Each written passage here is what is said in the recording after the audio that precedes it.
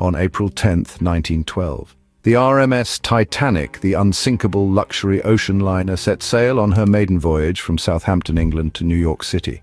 With over 2,200 souls aboard, it embarked on a journey filled with hope and anticipation. Little did we know this would become one of the most infamous maritime disasters in history.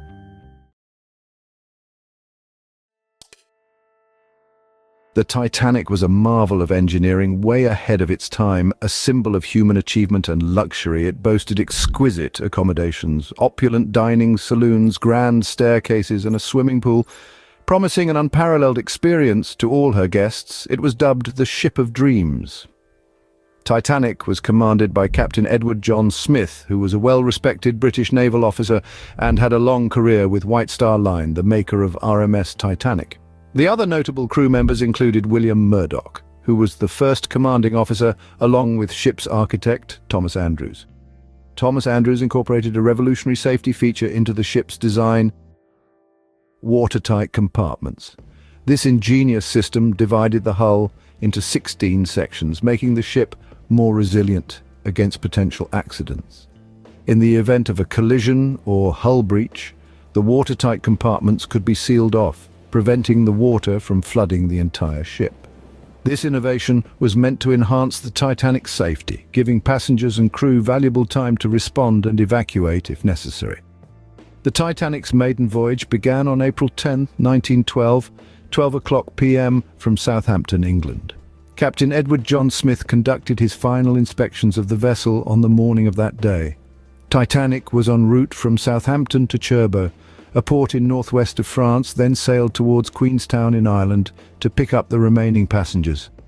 After onboarding the remaining passengers, Titanic was set to sail the transatlantic crossing and was supposed to complete its maiden voyage within 6 days, a new record to be set during that time.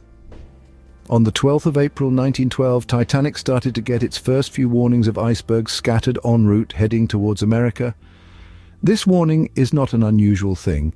Usually, the ships going in a similar direction or en route often give these warnings to help other ships navigate their way via communicating.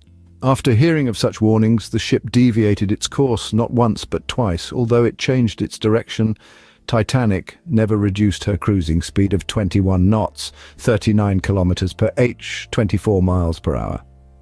After sailing further for another 2 days, Titanic had already received another 7 such warnings from other ships regarding icebergs on its path.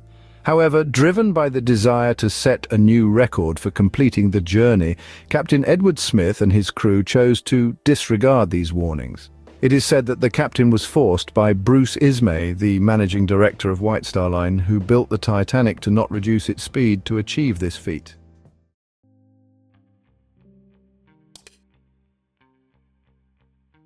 On the night of April 14, 1912, the Titanic glided through the dark, cold waters. The drawback of this night was that the moon wasn't out, hence there was no moonlight, which caused low visibility. The ship had a crow's nest, a very small platform which is at decent height, called a lookout point, which is used to ensure if there are no ships or obstructions ahead.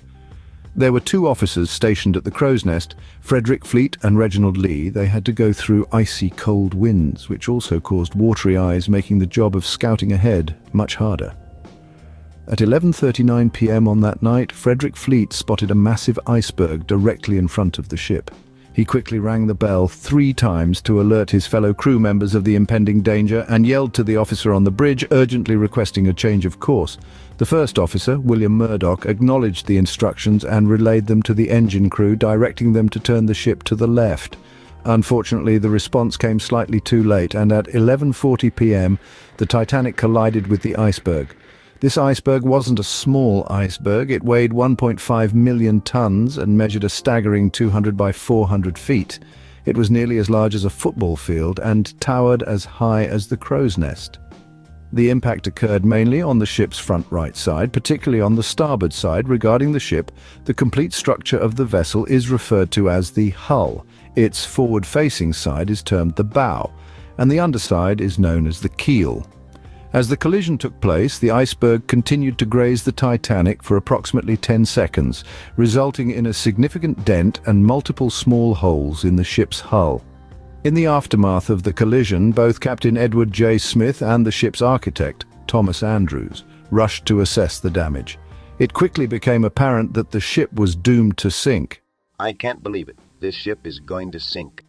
This shocked the crew, as they had believed the Titanic to be unsinkable given its unique architecture at the time. However, the massive impact breached 6 out of the ship's 16 compartments, exceeding the safety limit of 4 compartments. With 6 compartments being flooded, there was no way to salvage the ship from sinking. The fate of the Titanic was sealed. 15 minutes after assessing the damage to the ship's hull at 12 a.m., Captain Edward J. Smith orders his radio operators to send distress signals through radio. The objective was to alert nearby vessels for assistance and rescue. In this crisis, the senior radio officer, Jack Phillips, emerged as a hero. He tirelessly transmitted the distress signal, and after around 20 minutes, a ship named RMS Carpathia responded, establishing radio communication with the Titanic. The Carpathia changed its course and began heading toward the Titanic. Regrettably, the Carpathia was still 107 kilometers away from the stricken Titanic, and even at its maximum speed, it would take 3.5 hours to reach the Titanic. The question arose, could the Titanic remain afloat during this critical period? Other crew members started shooting flares high up in the sky, hoping any ship nearby would see it and come to rescue the ship. Even though a ship was close by, nearly 15 miles away, named SS Californian, the crew on them took no action in aiding the sinking Titanic. The crew members started evacuating passengers using the ship's lifeboats, following the women and children first protocol.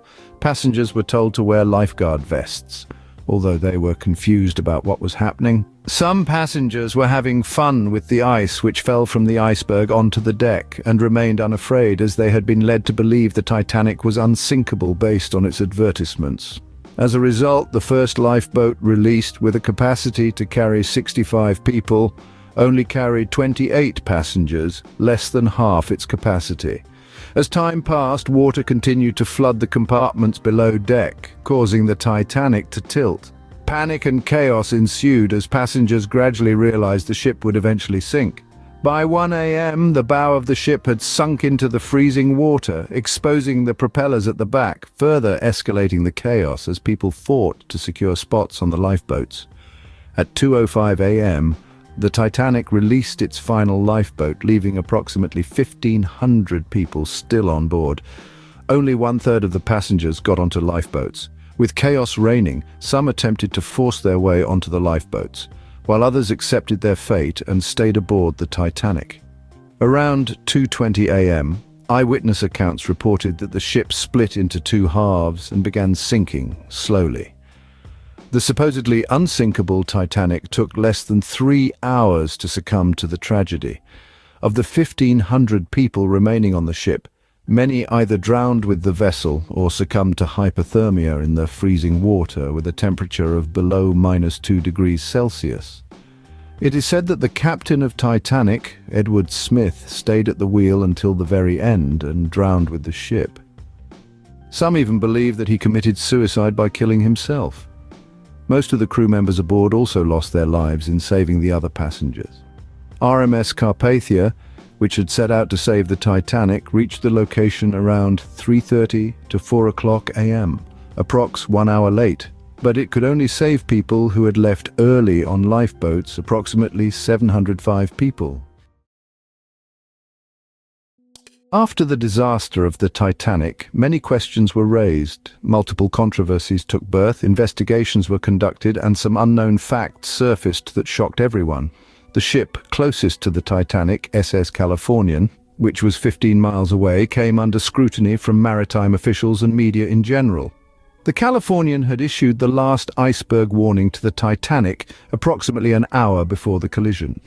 However, approximately at 11:15 p.m., the radio operator on the Californian turned off the ship's radio as they anchored the ship for the night and had no plans on moving ahead due to lack of visibility. As a result of the radio being turned off, the Californian did not receive the distress signal from the Titanic later on. The proximity between the two ships was so close that passengers on the Titanic's deck could see the Californian on the horizon.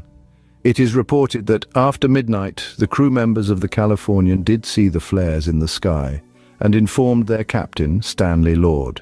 However, Captain Lord dismissed it as merely wealthy passengers on the Titanic, celebrating and partying, and thus the Californian did not offer any assistance. Had Captain Lord of the Californian taken the distress signals seriously that night, many lives aboard the Titanic could have been saved. The next morning, when the Californian switched on its radio, they received the SOS calls from the Titanic, but it was too late. They arrived at the site only to find bodies floating in the water. Inquiries that were conducted in this matter put the blame on Captain Lord Stanley of the Californian, but one single man cannot be blamed for such a huge disaster. There were a lot of people and factors behind such a catastrophe. For example, there were not sufficient number of lifeboats present aboard because the company that made the Titanic thought it to be unsinkable and deemed lifeboats unnecessary. Furthermore, the lack of safety drills conducted by the Titanic's captain further exacerbated the dire situation. The absence of proper preparedness and familiarity with emergency procedures among the crew and passengers hindered the orderly evacuation when the disaster struck. Another crucial misstep was committed by Robert Hitchens, who was at the helm of the Titanic. When the iceberg's alarm sounded, an officer on the deck instructed the ship to turn left to avoid the collision. However, in the panic of the moment, Hitchens misunderstood the message and steered the ship towards the right, leading it directly into the iceberg's path. Though Robert corrected the error shortly thereafter, the supposedly unsinkable ship was already on a collision course with the iceberg that would rip into her hull, taking the lives of some 1,500 people. In light of these multifaceted aspects, placing sole blame on Robert or any single individual seems inadequate. The Titanic disaster was a culmination of various systemic issues: overconfidence in the ship's invincibility, insufficient safety measures, and human errors. Consequently, the responsibility should be distributed among the collective factors and individuals involved. The tragedy serves as a somber reminder of the importance of comprehensive safety measures, thorough preparations, and clear communication in maritime travel to avert such catastrophic events in the future.